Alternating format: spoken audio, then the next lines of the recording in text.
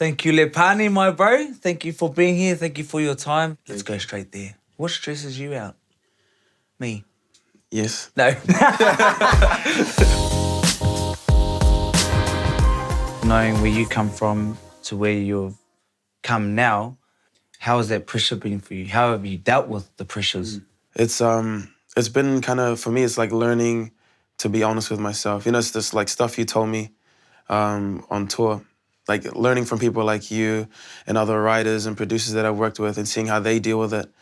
It's like kind of learning from other people's experiences and just learning that I have to be honest with myself first and then be upfront with the people that I'm working with. Because I've always been one of those people that's like, I'll rely on myself first, you know? Yeah. Like I know people give me advice, but only if, you know, I'm okay with it. Yeah. Whereas sometimes the advice that's uncomfortable is, you know, the best advice.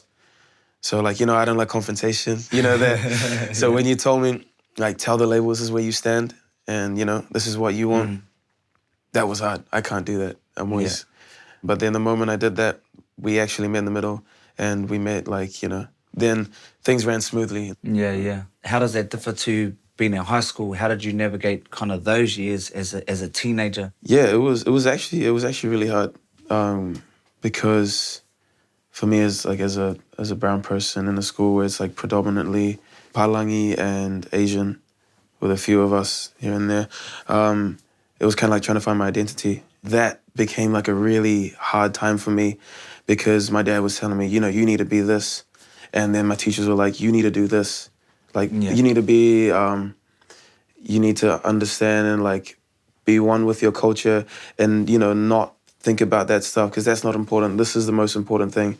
And then they're like, you know, you need to think about your future and understand that this is going to get you to the place you need to be for like stability and all that stuff. That made it really hard going through school. I know a lot of other people that have been through that.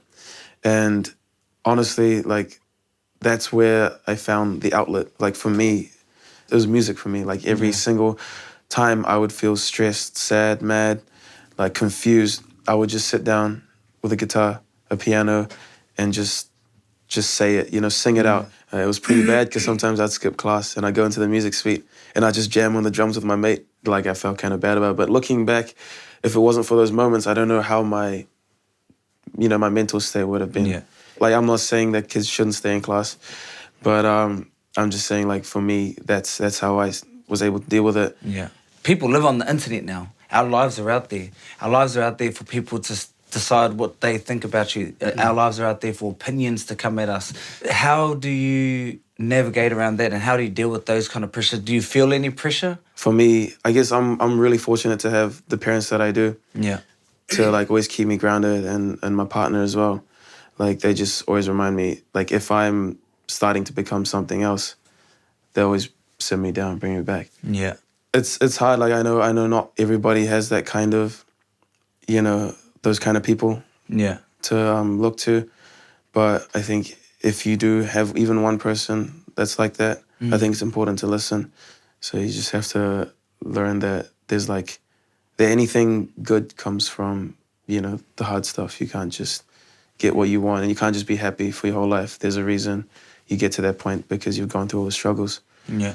So I just keep reminding myself that, like, no matter how hard it gets, if I keep pushing through, keep fighting through, it's gonna hopefully turn out well. No, that's mean. I feel like anybody can relate to that. And I heard somebody say that I wouldn't have chosen the things that have happened to me, but I wouldn't change them because I wouldn't be who I am today. That's so true.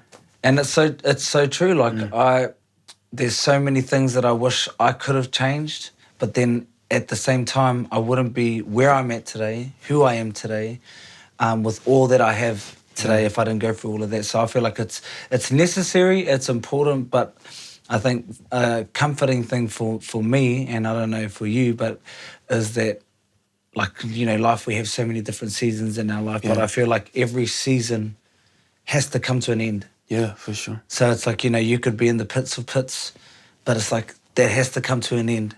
And it's just like, man, hold in there. So eventually you get back up, you get out. Yeah, hard.